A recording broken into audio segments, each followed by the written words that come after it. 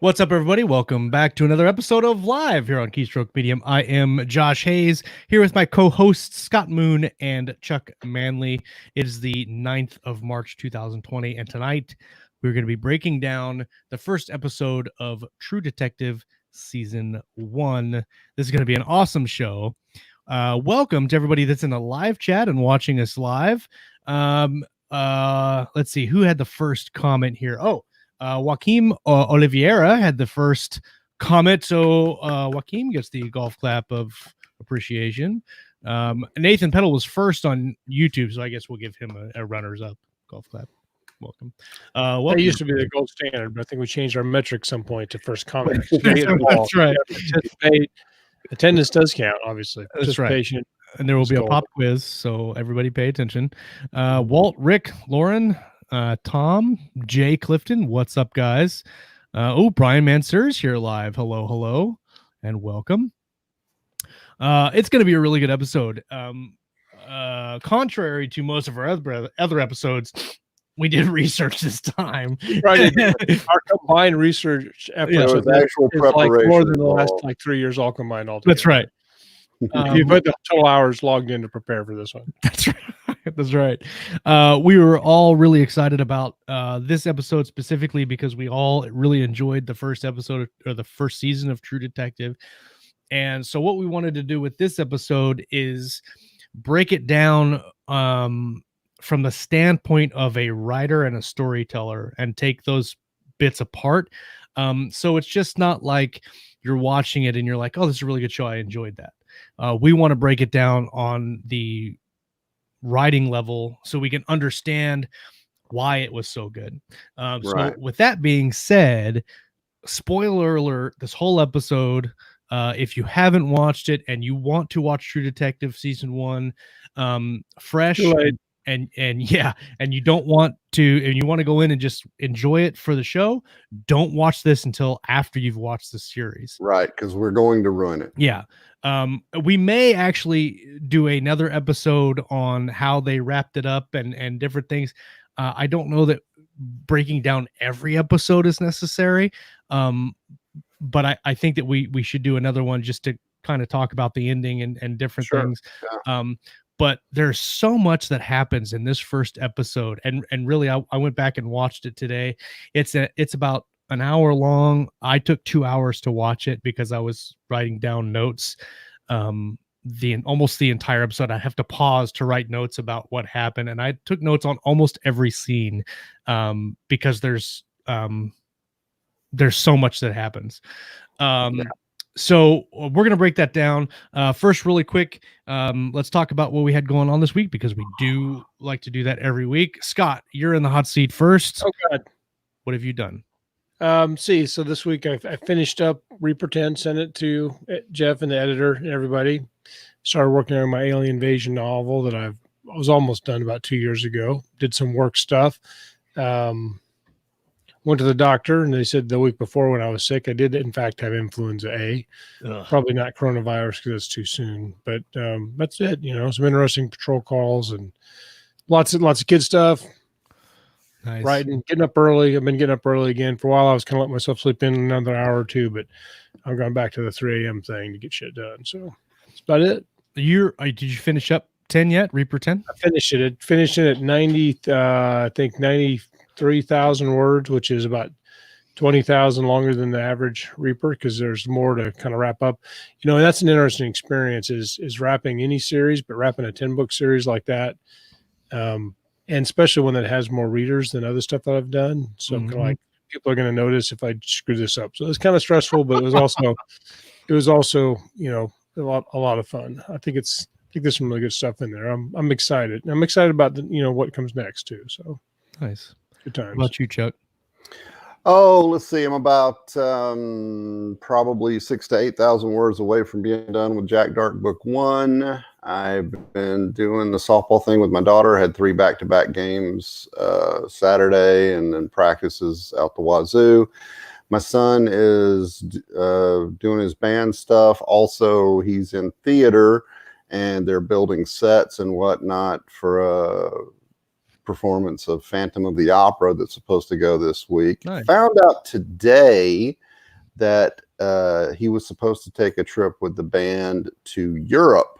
Been planning for it all year, and it got canceled Ouch. because of Corona. And I won't tell you how much I've already spent on that I'm probably not going to get back. That's why I drink Dos Equis and not Corona. I have a big trip that's coming up in the middle of April that I may have to miss. That's prepaid and is far more than I normally would. But yeah, just knocking out the words on the books and taking care of the kids and the wife and doing my thing. Nice. What about you, Josh?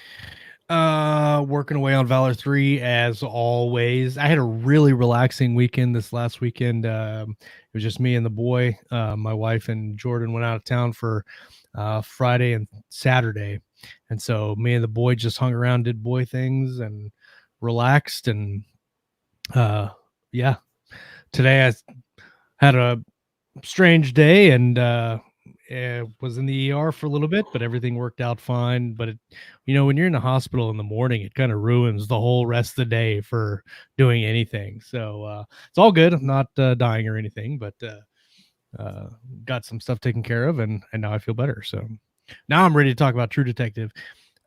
Because it was really fun. ER of Valor. Yes, thank you, Tom. ER of Valor. I'm pretty sure whatever you had going on had to do with the beard. You have toxic beard syndrome.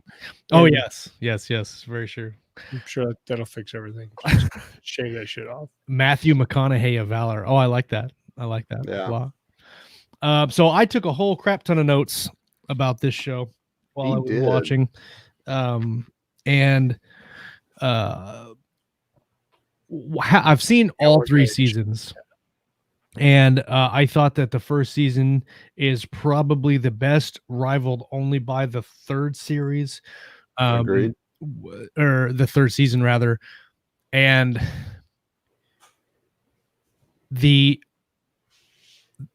I can't really say that I like one over the other. I think I like them equally. The reason I think the first season was so good, like your kids, you love them all in their own special way. Yeah, true.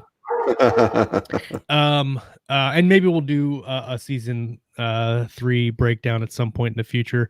But season 1, and I actually didn't watch it for a really long time. I watched the first episode probably when it first came out, and then for whatever reason didn't finish watching the series. But when I went back and watched it a couple months ago, I really, really enjoyed it and got into it. And even now watching it the second time, I'm kind of blown away by how much they actually packed into that first hour and how much of that was impactful to the whole series. Like you get some pilots that just kind of introduce the characters and they don't really do anything, right? Like it's just introducing a singular problem and the characters, and that's it. But with this pilot episode, they crammed a crap ton of stuff. They crammed a lot of plot, important information, but also deep, fascinating character work.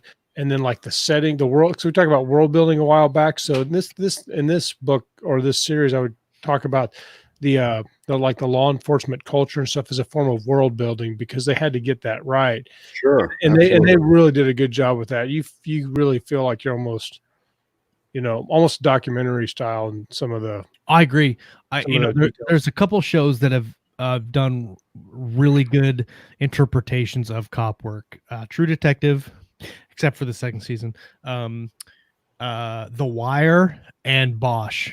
I think those 3 seasons have really, really do a good job of really kind of interpreting what cop life is all about, because they incorporate not just the investigation aspect of it, but also the politics in law enforcement, because politics in law enforcement is actually a bigger thing than you would think it is. Oh, yeah. Because it affects a lot. Oh, Walt also says Reno 911 does a good job. Also Reno 911. Somebody mentioned to me that I need to watch Brooklyn Nine-Nine, I think, is a real testimony what it's really like to be a cop. Someone who's never worn a badge. Yeah. Somebody was talking about that the other day, too. I put that on there. But Bosch is one of my favorite series on television, period. I mean, it's books or audiobooks. It's just super well done. So we're probably not going to be able to cover everything in the No. short time that So we let's have. start off like this. Read your notes as fast as you can, and then the show will be just over. read your notes, and Scott and I will shut up. Yeah. No, the first thing I think I want to say about this is, if as a writer, if you go and you watch this first episode, the way the episode is shot, the structure of the scenes, and how the information is kind of doled out, visually through the characters, would not necessarily work in a novel. True. That's very true.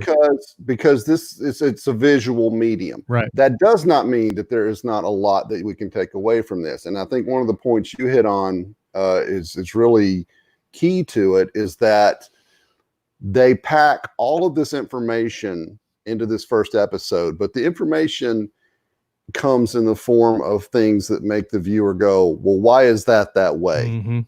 And they set up all of these little questions. There's obviously the one big question. It's a mystery at its core. Right. So there's obviously the one big question, who done it? Right.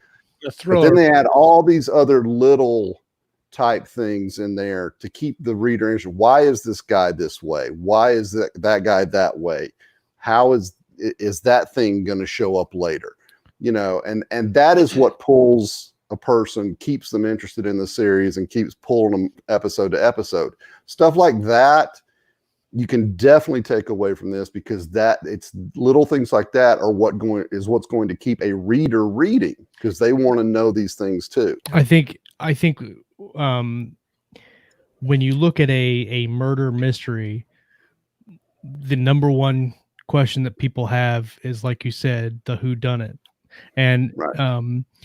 But in this case, it's also how to stop it, because it has the aspect of a thriller, where the thriller is to stop them from killing again.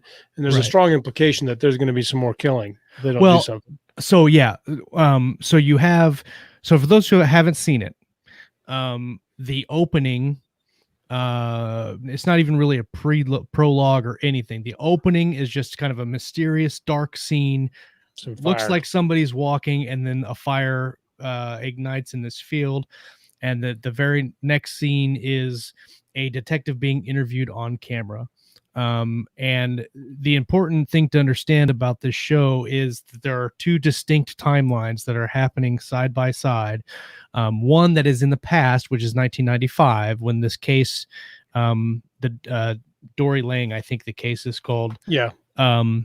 Dory Lang case is in 95. They are talking to the detectives about it in 2012. So there's 17 years have gone by since when the case that this whole thing is about started, and now when we're talking about it in the present.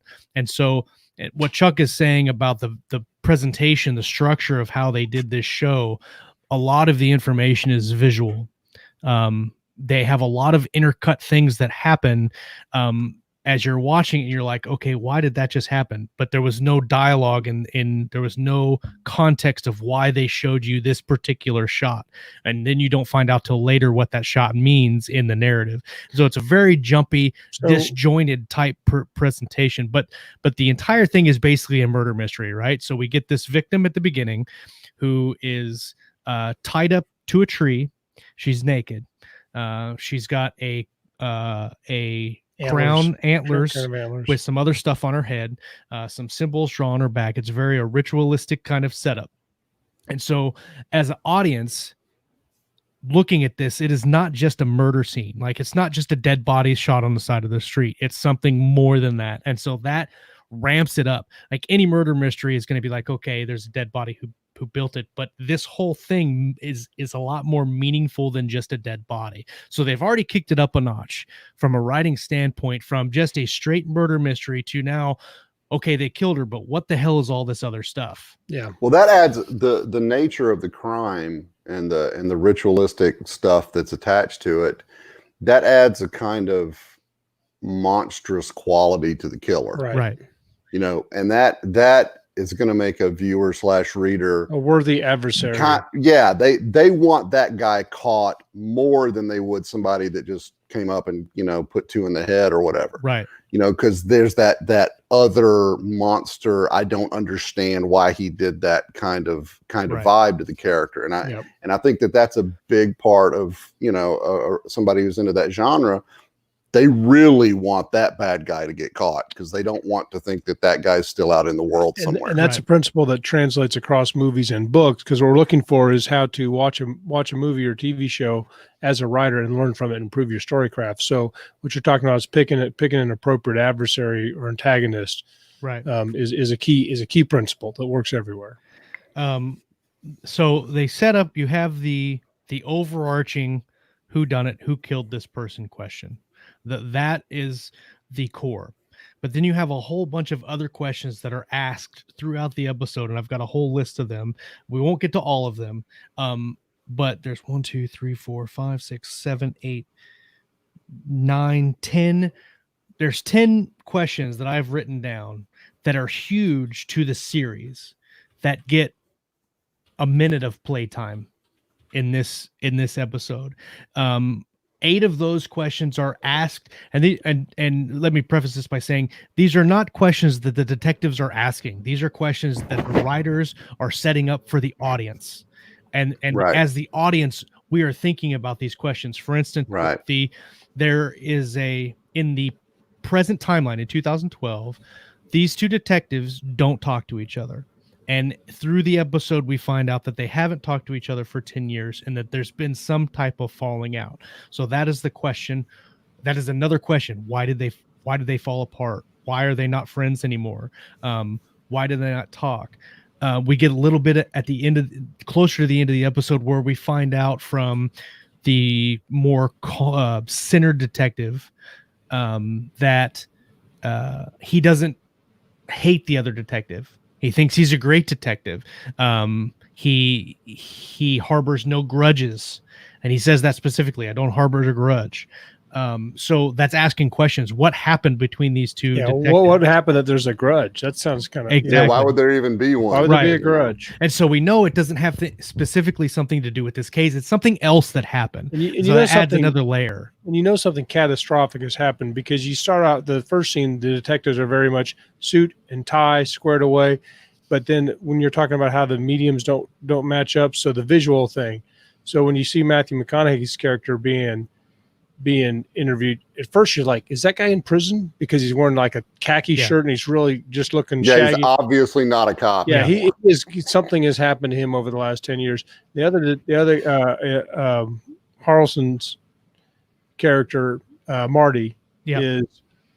I thought he was a detective, but I don't think he is actually. No, but he's he runs he's a security thing or something. He runs his own security company, right? And so you're right. When you first meet, so something big has happened. His hair's disheveled. He's asking for beer at noon. During an interview with the police. Thursday. Yeah, during an interview with the police, he's asking for beer, and no, he's not asking. He's insisting. He's telling, "Here's $20. Go buy me some beer." I start drinking at noon on Thursdays, and you don't get to interrupt that. But what's interesting about that whole thing is I start drinking beer on Thursdays, and you don't get to interrupt that. He's made a point twice before that to say he doesn't drink. And he starts, the very first thing is he lights a cigarette right at the very beginning, like you can't smoke. He's like, you want to hear the story or not? And he lights up. Yeah, don't be an asshole. So they're compounding the questions now. What happened to the partnership? What happened to this guy that messed him up so bad? And they're stacking these questions up, and this is amping up the audience need to know what's happening.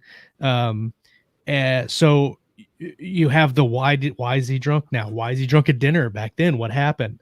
Then you also have what happened in Cole's past, or Matthew McConaughey's character in the past, because they mention his time as a detective in Texas, where he says he worked narcotics, but they also make a point at saying the files were either redacted or they were destroyed. And so you're like, okay, what happened then? Well, then there's mention of that he can't sleep at night, and that he in one of the scenes he's talking to a prostitute and he asks her for narcotics, barbiturates, because he can't sleep. So he's dealing with something even back in 1995 in the timeline that happened before that we don't know about, that turned him into this kind of a broken person, but he's not as broken as he is in 2012. So that's another question they ask. And all of these questions that we just talked about are introduced in the first 30 minutes of the show. So it's a 10 episode show. So we're talking 600 minutes. And in the first 30 minutes of that 600 minutes, all of these questions are asked. And that's not me, Scott. I think it's you. They all build the show and make it more than just a murder mystery. It builds the character of the show. On the other side, you have Marty, who makes a point to say he's a family man and makes it. And as he's talking to these guys and you see him dealing with his family, he's obviously more connected to his work than his family. But he's also said several times that I believe that if you don't have a family by the time you're whatever old it was, something's wrong, you know. But then as we go through the series, we realize he's just paying that lip service. He actually really doesn't think that. Because as the series goes on, he meets this girl and they have an affair. And this is there's a part in this where he meets this clerk from the court's office, and she's a pretty girl, and this scene is only like 15 seconds long. She shows up with this file and he stands up and he's obviously nervous about meeting her, and they go off and the scene's over. That comes back to play later because he has an affair with her later. That affair is what ultimately precipitates their falling out, and it's a very long arc to get to that point, and you almost forget about it by the time it gets to that point and the split between the two guys happens. And it's so well crafted that it's just a smooth string of events that happens from the first episode. I think, when do you think it happens? Like episode 7? When they have it's fair about it. It's pretty close to the end, but within an episode or 3 of the end. But it's something that, well, we've said this before, like the smoking gun thing, where it's inevitable but not surprising. And Scott's having some internet issues, so yeah. How's mine tonight? By the way, I got a new connection. Perfect. I'm just asking. Perfect. Is it going good? You haven't memed once, and I'm very sad about that. I'm sad that we haven't memed. No memes. Here, let me give you one. There you go. Thanks. Appreciate that.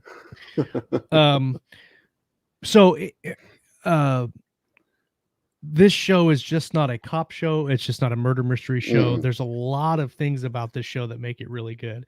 And I think that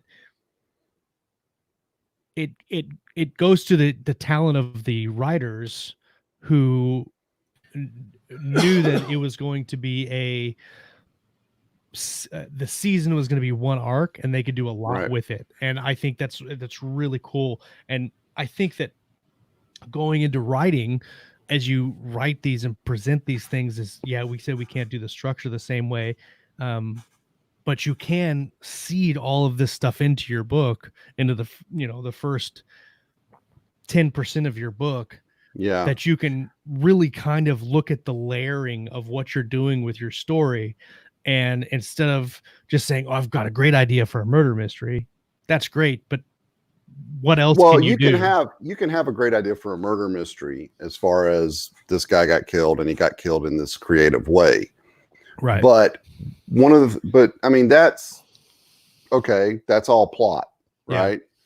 But I think the strengths of a story like this and really all the really good engaging mysteries I think I've ever read or viewed, is that the characters that are involved in trying to solve the murder and find out the creative way in which the victim died, they're very real. They're very well developed. They have backstories that you just know the writers just developed the hell out of this character before they ever put word one on the page. Absolutely. Because I mean, when you look at Cole's character, he has a hell of a backstory. Yeah. I won't go into detail here, but it's suffice to say, by the end of the series, you know exactly why he's as screwed up as he is, because he's had a rough road.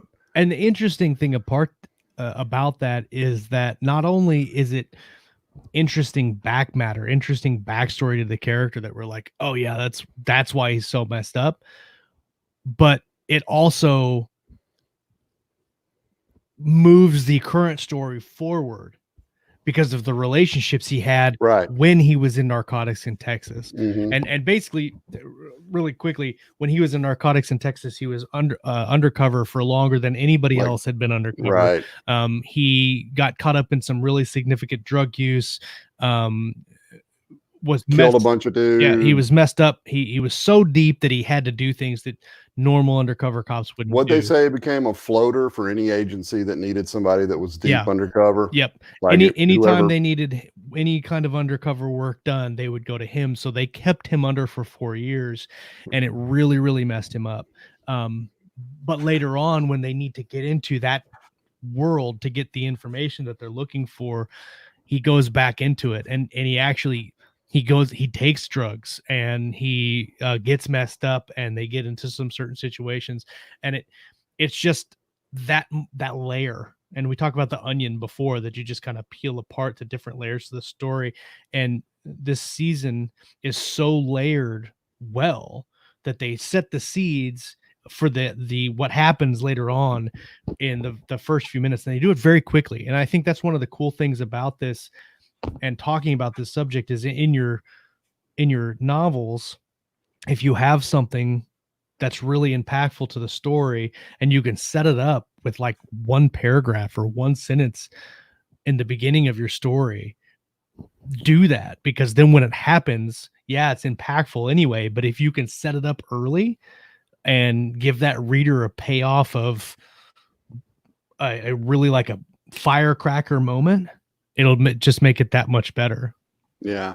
Let's see. Yeah, Let's see. Jay Oliveira has a question for Josh for later. How much of the actors' performances is related to season 2 being so much less praised than season 1? So that's another thing that we could talk about too, is the performances.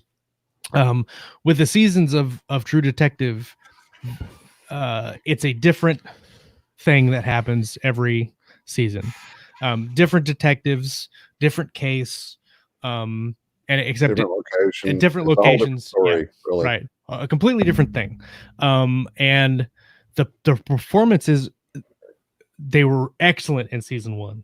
Like, Wow. superb. Harrelson and McConaughey, just masters of their craft. It was really, really good. Season 2, the acting was good. It was the story that was really like, in season 2, they tried to go for, like, in season 1, it was the story is very small. It's very contained to a small area. There are some bigger implications there, but really it's really a small story and a small cast. Right. Well, it's a straight up whodunit, who's the serial killer, Yeah. kind of thing. In season 2, they basically tried to take it up like several notches, like 8 or 9 notches. There's 3 different storyline detectives that are happening all at the same time. There's conspiracy, there's backstabbing, there's politics, there's a whole bunch of stuff. It's a decent story. It's a good story. It was not as good as the first one. It is not as good as the third one. And I think you hit on the head. There was too much going on. Way too much going on. It got muddied up just by the number of plot lines that were getting slung through there. Yeah, the True Detective season 1, the one we're talking about now, the actual story, when you get it, super simple. Yep. Extremely simple. Yep. It is a basically a cult, and a guy that is the perpetrator, the murderer, the overall thing. He's mentally disabled, but he's also very crazy. Yeah, that's one way to put it. And Ken Britz actually hit the nail on the head. He said the A story is almost subsumed into the B story of the 2 detectives, meaning the story of the 2 detective kind of overshadows the murder mystery. Absolutely, 100%. And because, like you said, once the resolution shows itself, you're kind of like, well, shit, that's really not that complicated. It's just a crazy dude, you know. But it's the drama between the 2 detectives and the people in their orbit that really carries it through the whole of the series. Yeah, absolutely. And that's one of the things that I think I know that I had a problem with in my writing and writing mysteries is trying to make it complicated for the sake of it being complicated. I think that's something a lot of people who don't who haven't really crafted their mystery talent. That's a trap they fall into. They're trying to make it Sherlock Holmesian or whatever, you Right. know. And I really think that this season of True Detective is kind of a masterclass in the fact that it doesn't have to be that. It just has to. The story in toto, not necessarily just the murder, has to be interesting enough with interesting enough characters to carry the reader through. I agree. You know, I agree. I mean, hell, here's another example: Silence of the Lambs. Okay, the whole Buffalo Bill storyline in that was pretty basic. You know, it's a crazy person killing people. Yep. But it was Clarice and Lecter is what carried that whole thing. Right. 100%. So it's not always about the murder as much as the people involved with the murder. Right. Jay says, I found it not that simple because of the connections with the church stuff, which they could have explored more, but maybe would make it muddy. Like you guys mentioned. Well, so I think the church stuff involved in it was, some of the church stuff was actually just part of their investigation. Going to the revival and all that stuff. Yeah. I think that was just kind of following the lines of investigation. The charity guy, the Tuttle guy, that actually, it does go into a little bit more of the conspiracy aspect of covering everything up. But the actual murder and the crazy is super simple. He's just crazy and he kills people. I mean, that's as simple as it is. There's no like flip-flop twists that happen. Like we think it's this guy and it's actually somebody else. No, they just had to find that one link to point them towards the guy, and as soon as they did, Bob's your uncle. They got him. I want to break here for the sponsor, but when we start talking about how they get into the different things in the series and push towards the ending, there's probably the last 3 or 4 episodes. I mean, if you don't have 3 or 4 hours just to sit and watch, you're going to have a problem, because you're going to be like, I have to keep watching because it's just so intense. It's one of those you want to binge for sure. Let's talk about the sponsor for this week's episode. This week's book of the week is on sale right now. It's by Casey Azell, who's a really good friend of the show. She's been on several times before. She's a fantastic author. I've had the honor of writing a short story with her. And this week it's Minds of Men, which is her first The Psyche of War book. It's an alternate history novel. It also got nominated for the 2018 Dragon Award for Best Alternate History Novel. Hint, hint, Dragon Award, go nominate me. Edge of Valor, Best Military Sci-Fi. So Minds of Men, 2018 Dragon Award finalist, Best Alternate History Novel. Evelyn Adamson grew up knowing she had to hide her psychic abilities lest she be labeled a witch. However, when the U.S. Army came calling in 1943 looking for psychic women to help their beleaguered bomber force, Evelyn answered, hoping to use her powers to integrate the bomber crews and save American lives. She was extremely successful at it until her aircraft got shot down. Now, Evelyn is on the run in occupied Europe with a special unit of German Fallschirmjäger and an enemy psychic on her heels. Worse, Evelyn learns that using her psychic powers psychic powers functions as a strobe light that highlights her to the enemy. As the enemy psychic closes in, Evelyn is faced with a dilemma in her struggle to escape. How can she make it back to England when the only talent she has will expose her if she uses it? Of Doom. That is Minds of Men, the first book in the Psyche of War series by Casey Azell. It's on sale right now for 99 cents. You can also, if you buy it right now, you can get the audiobook for $7.49, which is a killer deal. And it's a really good story. Casey's a really good author. She's a great friend of the show. Go right now if you have a buck and buy it. The link. Spend a buck. Come Spend on. a buck. Go do it. It's my finger Now. right now. So yeah, let's let me get back here. So did I send my crappy connection to Scott or something? I think you did. Look I'm at sorry, him. Look at him. Scott. Look It's at him. only in He is. He's me. Meme. Holy crap! Is that what that looks like? That's exactly what it in looks like. StreamYard. I can listen to you guys on Facebook, but in StreamYard I can't hear you for shit. That's really weird. Huh. And I've shut off everything on my computer. I've made everybody in my family shut off all their devices, including my wife was watching a movie, and I made her shut that off. Or asked her. Actually, I walked up there and just looked in there and looked sad. Sweetly. Honey, I please. looked sad. She goes, "Do you need me to turn off my movie?" I'm like, "Yes, please." And then I came back down and it still sucks. gotta So give I her should that. probably go tell her to turn it back on. Turn it back up. Give her the puppy dog eyes. My son, actually, funny story. My son now, my 3-year-old, will bat his eyes and say please because his mom taught him how to do it. So now when he wants to do it, anything, and but he's not very good at batting his eyes. He does this. Please. You got something in your eye, kid. Yeah. Yeah. But his mom taught him how to do it. So now he does it. It was a good time. Yeah, Oh, talking to Hoddle, my wife was watching Room with a View. It's her favorite movie. That's what she was watching. Let's see. Walt had Walt Rebillard says, what's the best way to push the super simple solution and make the reader think it's more complicated? That's actually a really good question. And I think this season did it really well in that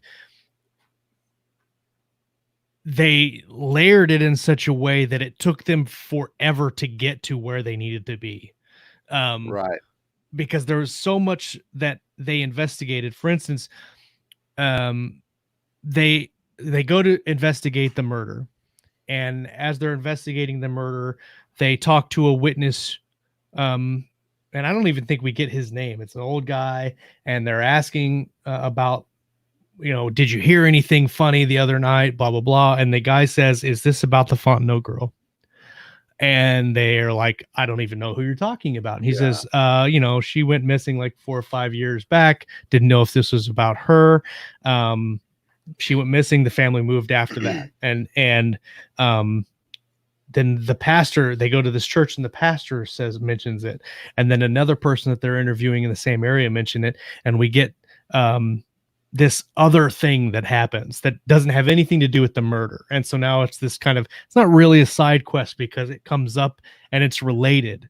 But you go, they talk to the sheriff, and the sheriff says, he gives them a report, and in the report, it says filed under error, or report made an error. And there's no explanation about that.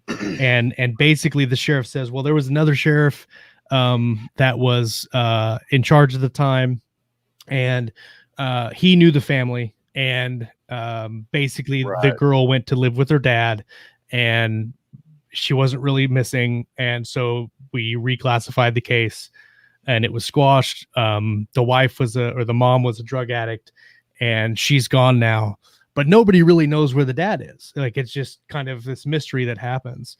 What you want to do is around the simple solution and the lines from, crime to solution, that stream of facts that leads one to the other. You want to pepper things in there that sound like they could be relevant, but they might be a red herring. Well, and it's so easy to be. And that's how you that's how you sort of keep the reader going, okay, yeah, but what about this thing? Should you follow that? Should you follow that? Which, and you cast doubt on things until it all comes together and that line of facts makes sense. It's one of the things they do really good with this show is that when you go out and do a neighborhood like that, when you're canvassing a neighborhood, people tell you stuff that is like completely unrelated. They've already made false assumptions in their own minds, present them like they're facts. And like, for example, the other day we had a drive-by and it came out of the radio, and all the officers went there, and I'm listening on my way there and all that. And like the first 5 officers, like, yeah, I've talked to 3 citizens, nobody heard anything. And she can already tell everybody believes there was no drive-by. I don't know how this call came in. But then Right. after about the fifth person, one of the guys goes, yeah, this person heard the 5 shots. Yeah. So you can have like on one street, people in their house, you would think every single person on that street would have heard the gunshots. But in reality, sound is different. People are doing different things. Maybe they have headphones on, maybe they're in the shower, maybe they just weren't paying attention, maybe they heard it right off something else. And so you get all this information that will point you in all these different directions. Right. And so this does a good job of showing how hard it would actually be to take a true stranger murder and just pluck the clues out of thin air. Well, Right. you know, the red herring is kind of it's definitely a trope in mystery, but the thing that's happening doesn't have to be a red herring. It doesn't have to be something that is just nothing. Sometimes it is, and sometimes it's good to have those things in there. But in this particular case, it very much is integral to the case, and we don't find that out until later on in the series. Right. When they Well, that's what I meant when I said you want them to look like they could be relevant. Yeah. You know, and that because like this thing, that would, you know, just going into it, that could very easily be dismissed as just a wholly separate and deal. it was, and Until later, Right. when you realize, oh, holy crap, that did matter, you know. And then you could have something that seems to matter that doesn't. and I You know, and actually that's how you kind of mix it up. I actually forgot that the Fontenot thing was brought up in the first episode. By the Mhm. time that they brought it back up in the series later on, I was like, in my head, I'm like, where did this thing come from? Where did this whole line of investigation come from? Because I kind of want to kind of tail into the end of this, and then maybe on a different episode we can break bigger pieces down. But we get to the present, and well, the end of the episode. Let's talk about that really quick, and then we can kind of break down the rest of it. The end of the episode is very. They ask so many questions, and you think, yeah, they've asked a lot of questions that really push it through. But why are they talking to these detectives now in 2012, Right. 17 years later? Why are we now talking to them again? What does it matter that they aren't friends anymore? You know, what is all this? Why are we here? Why are we doing this instead of just watching the investigation from beginning to end back in 95 and not having the two timelines? Right. Why the flashbacks Right. and all that? So we get to the end of the episode, and the Cole, Matthew McConaughey's character, hold on, I got to get to my notes, so I made a note.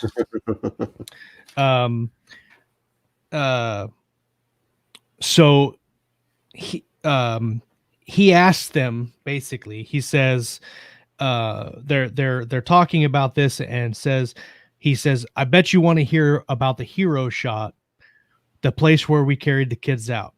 So right in that 2 sentences, we know they won, right? We know at some point they finished the case in the past. The detective says, eventually, sure.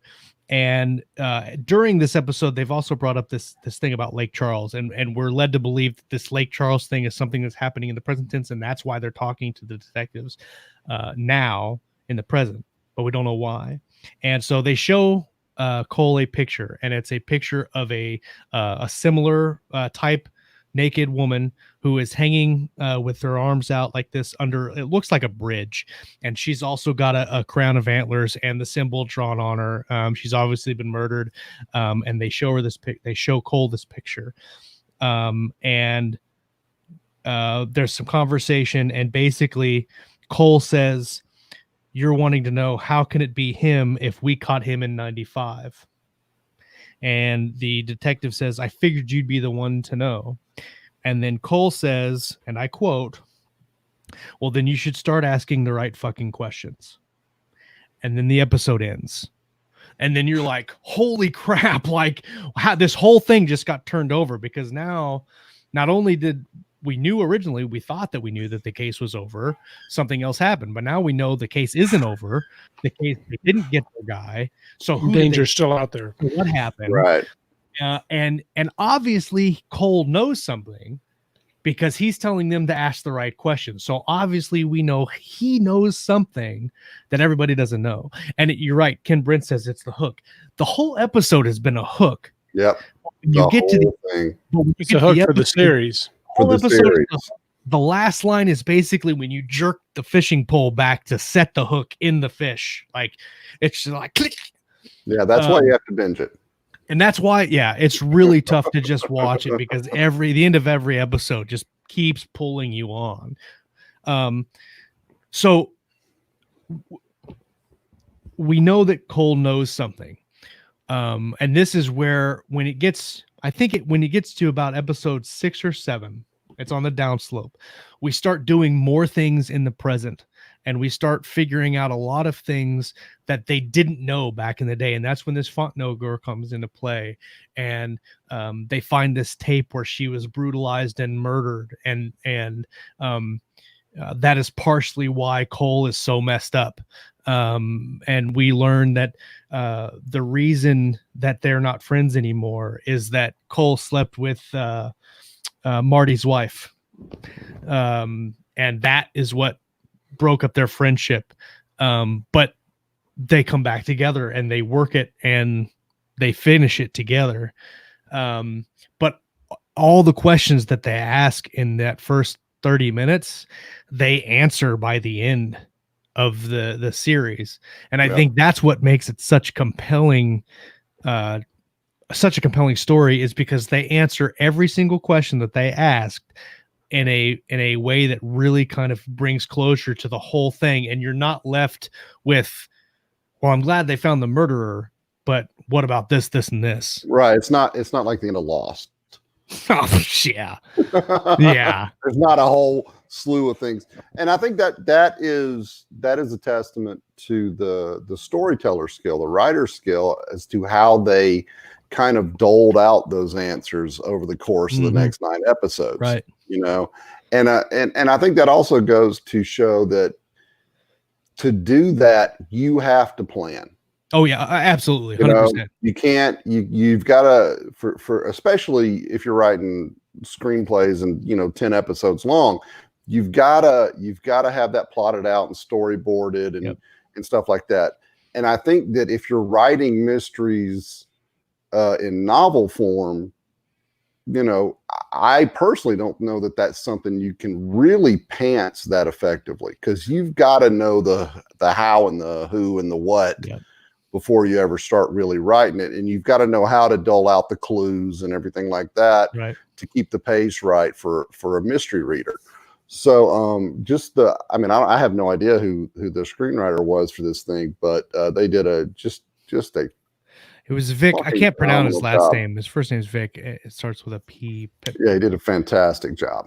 The interesting thing about what you're saying is doling them out over time is that is what keeps the show compelling through the 10 episodes. It's kind of, we've talked about this before in the show, where you have the murky middle in a novel, where you have the exciting incident or inciting incident that's exciting to read, and it's like, wow, this is cool. But then you have the little murky middle in between the climax of your story. Right. And one of those things that makes this story compelling all the way through is that they seed the questions, and then they answer the questions and then ask another one. But they kind of flip flop as the series goes, and they keep building as the series goes. You talk about murky middles. If I'm remembering correctly, it's during that murky middle part where you find out why they had a falling out. Yeah. Why, but the whole affair thing, if you can call it an affair, but that whole thing comes out during that murky middle. And that's probably the second largest question of the series in a lot of ways, and that kept it from getting boring through that middle part. And then they came back together for the resolution to finally put this guy away. So that's another, just he timed that just so well to keep it from getting dull. And it's interesting that by the end of the series, I was interested to see who it was and how they caught him. But really, I was more interested to see what that would do to their friendship as characters in the story. Their relationship at the end of the story made more, I I was more concerned about that Then than the story. And and I think that goes that goes to a lot of stories where they're like this, is they forget the character aspect and they just want to present a cool, it's kind of what we talked about the other day, a cool concept or idea, and they're like, yeah, this is a really cool story. yeah, But I think the making the characters so deep in this show, without losing the mystery of what else is going on, really makes it that yeah. impactful. Well, depth, deep characters who feel real, that you care about and latch on to. That's people will forgive a lot in plot if they've got somebody that they genuinely they want to see what happens to that character, and Well, that's something this has in spades. And Ken said that the B story held the murky middle. It's kind of true. But I think that doing the way that they structured this, they went back and forth between A and B and sometimes even C and D so many times, that there really wasn't even any time to have a murky middle, because as A kind of leveled out, A being the murder investigation, as that kind of leveled out, the personal relationships between the two detectives was kind of ramping up. The personal lives of the detectives was kind of ramping up, because we mentioned Hart has an affair. That affair is actually central to a couple of the episodes, and it's central to what happens with his family, and what makes him realize some things about himself, and then him making bad decisions. It's interesting. Him making those decisions is what ultimately ruins their friendship. Him making the bad decisions about his family and having the affair is what ruins their friendship, because he cheats on his wife with the pretty court girl. They have kind of a side relationship, and then you can see kind of, he's not really a narcissist, but you can kind of see his character in that he thinks he's always right. Yeah, well, he's the way I saw it is that Cole, McConaughey's character, he lost his family. I mean, we're giving spoilers, so I'll say that. His little girl got killed, his marriage fell apart. Right. He went, and that's what made him go undercover, so that he could just get away from his life. Right. And then he ends up having flashbacks and all this other shit. But he's this guy who pretty much lost everything. Yep. But then you've got and he's very intellectual, he's always reading and thinking, and he thinks, he doesn't subscribe to the societal norms in any way. Yeah. Okay. But then you've got Harrelson's character, and he's kind of what I considered an good old boy detective. Yeah. But he's kind of stuck in 1950. He thinks that because he's the man of the house, he can go out and do whatever the hell he wants, and there are no consequences. Exactly. And and that's what he has to come to realize about himself by the end of the series. Yep. And I think that him treating his family so shitty after McConaughey lost his, that had a lot to do with the way they butted heads. Oh yeah. Because it just, McConaughey's this guy who just he really has nothing. Yep. And then he sees this dude over here who's got everything, and he's just pissing all over it. And it just, there was a conflict there that you could just feel that bubble building. And you mentioned the conflict, and I don't think that there was ever a scene in the first episode for sure, but also in the rest of the series. I don't think there was ever a scene where they didn't have conflict in it. Like very real conflict. That would get boring. I mean, in the second episode, they're like, that scene in the locker room, they're like, they're about to come to blows. It's well, and the interesting thing about Hart's character and the affair is that he has this affair, and then the girl all but breaks it off, and she wants to see other guys, and then he gets jealous of the girlfriend seeing other guys, and he gets kind of messed up and drunk, and his wife finds out obviously at some point, and they kind of work it out at first, and then he keeps going at it, and then in her kind of mirroring what he does, she gets drunk and she goes and basically throws herself Basically seduces at Cole. Cole, and they hook up. He screwed up Well, by letting her. he did, but I think he was in. I mean, they were both in bad spots. They were both in really they bad were. spots. You're right. You're right. And so he should have stopped her. He didn't. She was drunk, but she was also doing it purposefully. Well, she said so. Yeah, and so they sleep together, and it's a very, very, very quick thing. It's not. There's nothing romantic about it at all. Nothing romantic about it. It was vengeful sex all the way through. Well, she even said when it's over, Yeah. you know, she's like, "This, don't you understand? This is the only way I could hurt him anymore." And it's like, you bitch. Exactly. But what's interesting is he gets so mad about that, but he'd been cheating on. Oh yeah, absolutely. So it's and like I said, that goes back to the layers, because not only do we see the deep character in Cole and Hart, but we see deep characters in Hart's wife. Not so deep in the girl Lisa, who's the clerk, but we also see that, you know, she just wants to hook up. She wants to have a good time. She's also interested in other people. She's like in her 20s and just, you know, she's a party girl. Right. But that conflict, that part of the conflict, it's not a red herring. It's a side plot that is integral to what we've been introduced to. Part of the story world. It's part of the whole overall story of these and two it detectives. does a lot to reveal their character, you know, and make the characters seem more real. Yeah, absolutely. Let's see. Jay Oliveira said something here. Hold on. Oh yeah. He said he was talking to a buddy of his, and his buddy said that Cole should have died at the end. It would have been a better closing to his arc.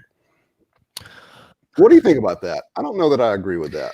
I mean, I can see the rationale there, but I don't know. I kind of I thought I would almost expect that to be the end of his arc. So I think if we're talking about tropes and we're talking about a detective making the ultimate sacrifice and solving a case and throwing his whole life basically became this case, and then to solve it and then die. He got injured at the last fight with the murderer. For him to die would have been a cool way to end it. Yeah, I mean, it would have worked. It would have worked, but I think the fact that he didn't, and the fact that they ended the story with the two detectives who have been almost at each other's throats at the entire show, the fact that they end that series with a reckoning, a reconciliation, and them walking away from the hospital, I think that is why this is because it's not just about the case, it's about these two men and their relationship, and that they had a rocky relationship at the start, a shitty relationship in the middle, and then only after all of this trauma and shit that they've both gone through do they really finally, after 17 years, make a connection where they are now at a place where they're friends. Hold on, I got a visitor. Are you gonna bat his eyes? Yeah. Tell him to bat his eyes, Josh. Okay, I'll be up in a minute. Josh is batting his eyes at him. Please go back to bed. Please go back upstairs. Okay, I'll help you in a minute. Yeah.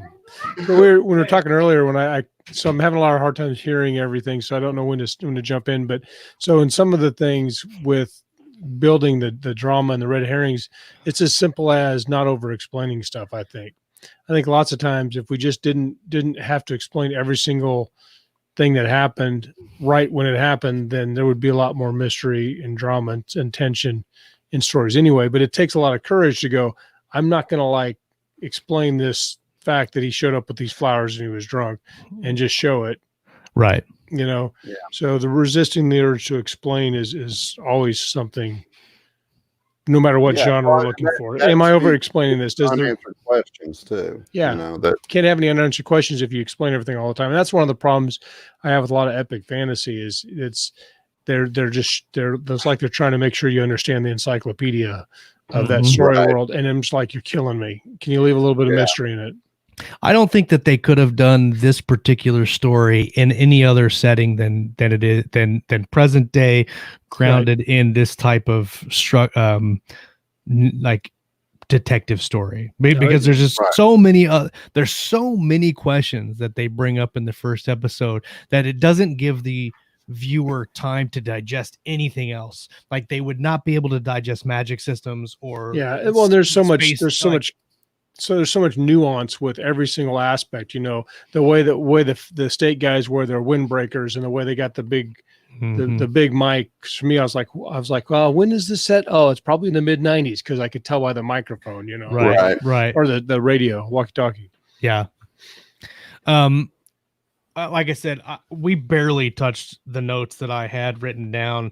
And there's so many other aspects of it's crazy that when you think about all the stuff that we've just spent 45 minutes, I guess, talking about and breaking down, is just such a small portion of what happens in the first episode and in the series. Yeah. That it really goes to the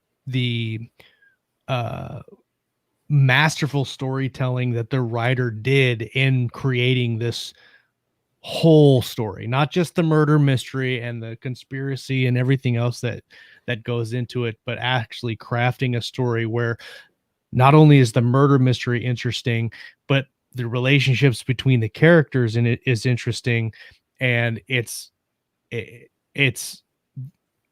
just pushes you through like a freight train, wanting to figure out who and what and why, and I think that's integral to storytelling in and of itself. If you don't have interesting characters and interesting story, the reader isn't going to want to read, and taking the time to craft that, I think, is very important. Can't get into And I that think that's emotional true level. across any genre. Yes. Any genre, mystery, thriller, fantasy, whatever. You've got to have good characters. You've got to have characters that people care about. Right. Otherwise, they don't. They don't. I Right. think the hardest part about it is that we're like the true challenge to test your craft is there's a lot of unlikable things about our heroic characters, and that's Yeah. really hard because it's hard because you can have that character like Marty's character who could have tipped over into being an antagonist very easily, or just being a whiny asshole. You're like, I'm sick of seeing that guy, Right. because he did so many reprehensible things, but you kind of wanted him somehow to get well, and I through think it. that also makes the ending that much more powerful, is because the entire show, you're really wanting this guy to redeem himself on Yeah. some level, and on certain things he can't redeem himself for some of the stuff that he did, even some of the stuff that Cole does. There's really not any redemption for that, but they both work towards that, and they do get a sense of that. Yeah. And you can, I mean, a lot of it happens off screen actually, but you can see them starting that process as the show ends. And I would have really liked to see them actually do it, but of course that's not really good storytelling. It's not really good TV. But you kind of get a little taste of that in that final scene. Yeah. Outside the hospital. Absolutely. Jay says that Knives Out is supposed to be a very good whodunit movie. I actually watched that a few nights ago, and it's quite good. Really? But it's another example of the red herring. It's pretty simple. Once it's revealed, you realize what little things led to it suddenly being like, oh, well, duh, of course that's what happened, Yeah. But no, it was really entertaining. I enjoyed it a lot. It's not super traditional. It takes little twists and turns, but by the end of it, it's like, man, that was very satisfying for a mystery story. So Yeah. I recommend it. So like I said before, if you haven't watched it and you want to watch it, from a storyteller's perspective, I mean, you can watch it as just a fan of mystery movies and have a really good time with it. Absolutely. It's an awesome show just to sit and enjoy and watch. But if you go into it with breaking down the storytelling aspects to it as a storyteller, and like I said, I took 15 pages of notes in the first episode. I bet you if I watched the whole season, I'd have like 3 or 4 of these notepads. You could write a freaking novel. Yeah. Or the documentary book or whatever, Right. nonfiction book about it. I And honestly, though, even if you go in just to watch it as just purely to be entertained, honestly, this is probably McConaughey and Harrelson some of their best work. I mean, 100%. Yeah, totally agree. They are so good, just so good. Yep. So that is True Detective season 1, episode 1. We also covered a lot of stuff that happened in the rest of the show too. But the first episode, I think, if you're looking at what to do in the beginning of your stellar story, how to layer your story, you want to cram as much pertinent, interesting information in the beginning of your story that will push the reader and make the reader ask the question why. Why is this happening? Why has this happened? Why do all these things need explanation? And that pushes them further into your story. We probably could have talked about this for like 3 hours. I mean, there's so much stuff to talk about. So much you can unpack from that, just that one episode. Yeah. Not to mention the whole series. So I don't know what we're going to talk about next week. I have some ideas. On the 23rd, which is 2 Mondays from now. Yep. We are going to be talking about Star Wars: The Rise of Skywalker. We are. Yes, we are. Because why would we do that? Because I want to talk about. Want to start a war? Yes. So what's interesting to me about this is I haven't seen it yet. I'm going to watch it on the 17th when it comes out. But I thought it was fine. You thought it was fine. Scott's kind of different. I enjoyed it, but like I said, I go to the movies with. I make a decision. I'm going to enjoy this movie, and then I go and I enjoy the movies. Right. So you guys both have either I enjoyed it or kind of an indifferent take on it.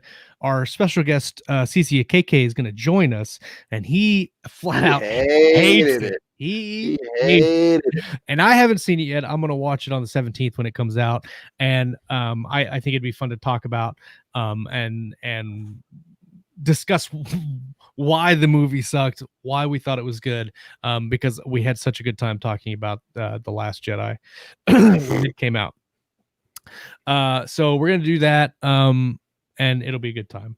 Also, 1917, Ralph mentioned that. I still haven't seen it. I really want to see that. I heard that it comes out tomorrow on digital. I'm going to watch it. Yeah, I heard it was pretty awesome.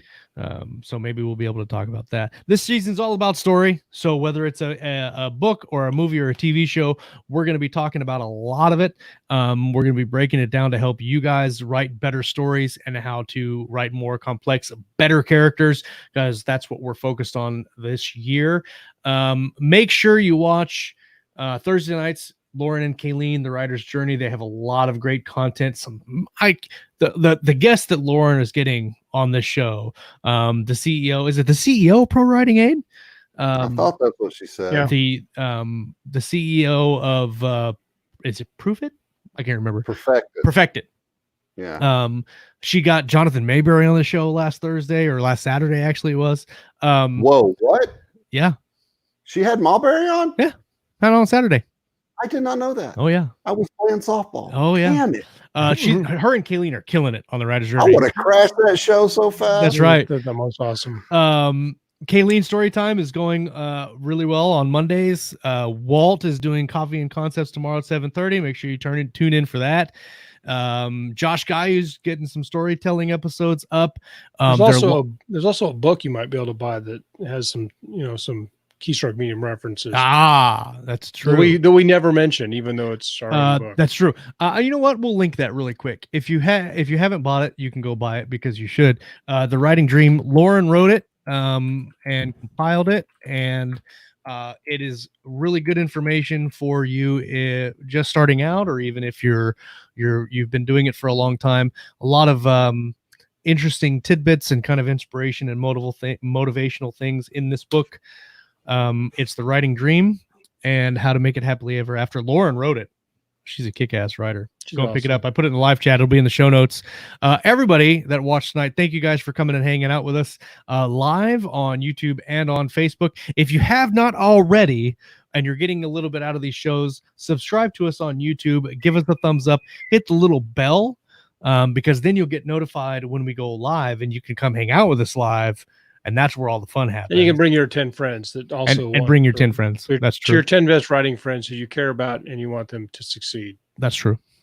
Come and hang out with us on Mondays. We have a lot of fun, and we want you to come hang out with us too. So thank you guys for sitting with us while we talk about True Detective Season 1. And we're going to come back next week. We're going to talk about reading, writing, and everything in between right here on Keystroke Medium. Peace. Later, guys. Still.